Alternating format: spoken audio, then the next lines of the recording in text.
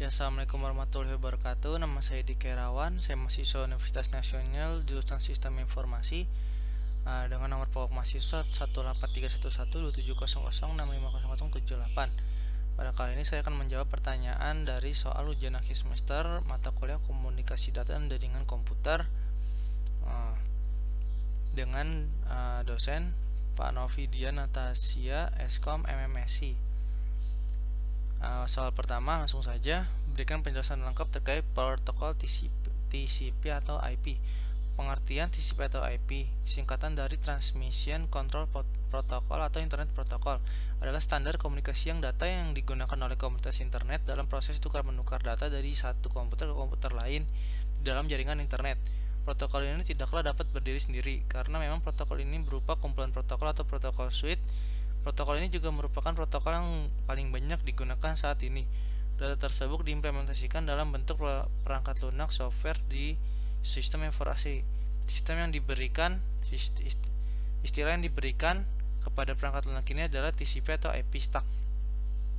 Protokol TCP atau IP dikembangkan pada akhir dekade 1970-an hingga awal 1980-an sebagai sebuah protokol standar data untuk menghubungkan komputer-komputer dan jaringan untuk membentuk sebuah jaringan yang luas atau WAN. TCP atau IP merupakan sebuah standar jaringan terbuka yang bersifat independen terhadap mekanisme transport jaringan fisik yang digunakan sehingga dapat digunakan di mana saja. Protokol ini menggunakan skema pengalamatan yang sederhana yang disebut sebagai alamat IP atau IP address yang mengizinkan hingga beberapa ratus juta komputer untuk dapat saling berhubungan satu sama lainnya di internet. Protokol ini juga bersifat routable, yang berarti protokol ini cocok untuk menghubungkan sistem berbeda seperti Microsoft Windows dan keluarga Unix untuk membentuk jaringan yang heterogen.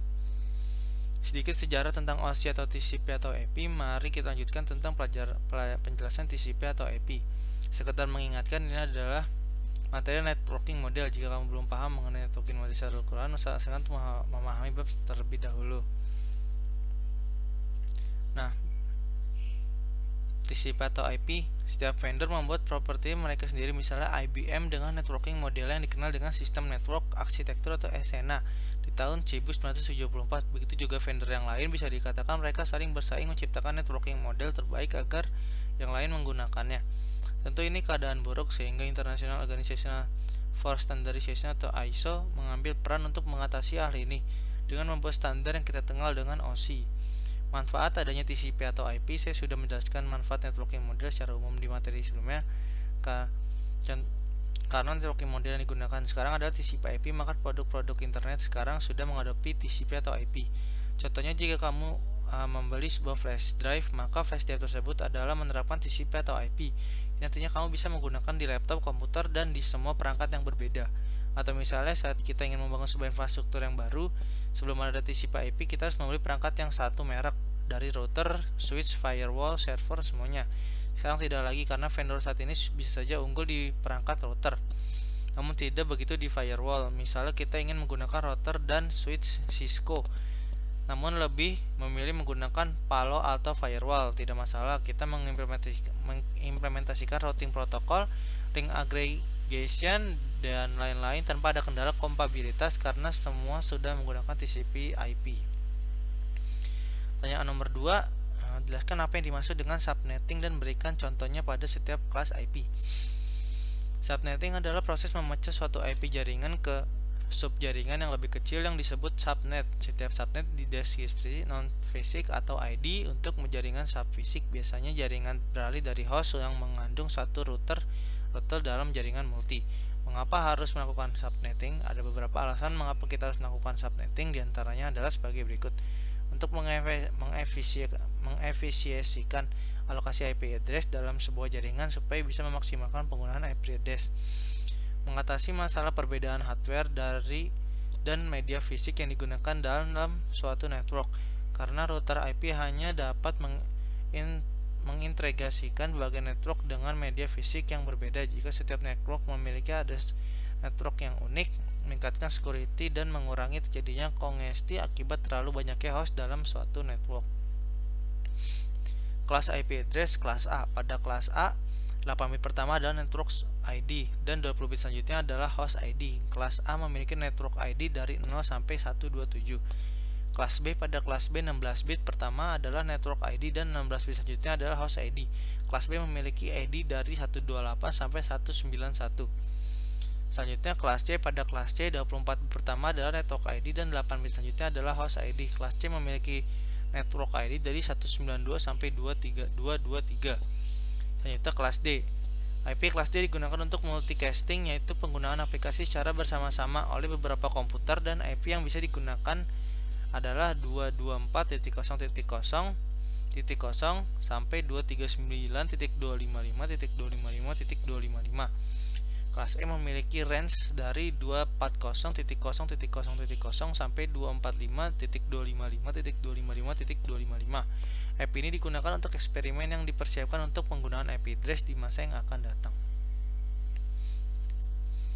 Pertanyaan selanjutnya, beri penjelasan lengkap tentang cloud computing, baik tentang definisi maupun karakteristik cloud computing. Pengertian atau definisi cloud computing. Cloud computing mungkin masih samar terdengar bagi orang awam, tetapi keberadaan cloud computing di era digital ini sebenarnya telah terasa di tengah masyarakat dalam kehidupan sehari-hari, seperti penggunaan email juga sosial media. Secara umum, definisi cloud computing atau komputasi awan merupakan gabungan pemanfaatan teknologi komputer atau komputasi dalam satu jaringan dengan pengembangan berbasis internet atau awan yang mempunyai fungsi untuk menjalankan program atau aplikasi-aplikasi komputer yang terkoneksi pada waktu yang sama, tetapi tak semua yang terkoneksi melalui internet menggunakan cloud computing. Teknologi komputer berbasis sistem cloud ini merupakan sebuah teknologi yang menjadikan internet sebagai pusat server untuk mengelola data, dan juga aplikasi pengguna teknologi ini mengizinkan para penggunanya untuk menjalankan program tanpa instalasi dan mengizinkan pengguna untuk mengakses data pribadi mereka melalui komputer dengan akses internet. Manfaat cloud computing serta penerapan dalam kehidupan sehari-hari. Berisi penjelasan lengkap terkait network security. Nah, pengertian dan konsep network security. Network security adalah keamanan jaringan di mana terdiri dari kebijakan dan juga praktik agar bisa mencegah maupun memantau akses yang tidak sah, penyalahgunaan akses maupun penolakan terjadi di jaringan komputer. Network security ini melibatkan otorisasi akses ke data yang ada di dalam jaringan di mana dikendalikan oleh administrator jaringan. Konsep. Agar mampu memahami pengertian dari network security tersebut, Anda juga harus tahu bagaimana konsep dari network security tersebut. Konsep dari network security biasanya disebut dengan CIA, yang mana merupakan singkatan dari confidentiality atau kerahasiaan, integrity atau integritas, dan availability atau ketersediaan. Berikut adalah pengertian dari masing-masing istilah tersebut yang wajib Anda ketahui. Confidentiality sesuai dengan artinya kerahasiaan. Network security bermanfaat untuk menjaga kerahasiaan data perusahaan.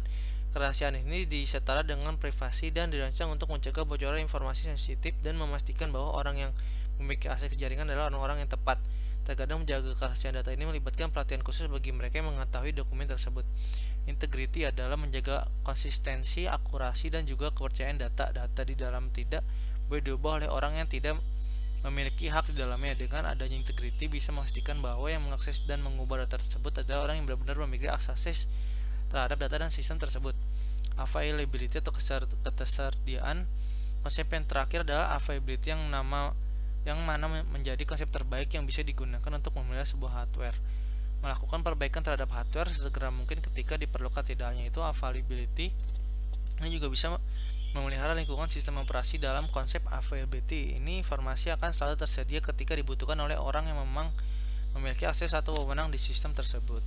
Nah, begitu saja pertanyaan UAS dari mata kuliah komunikasi data dan jaringan komputer. Kurang lebihnya mohon maaf. Wassalamualaikum warahmatullahi wabarakatuh.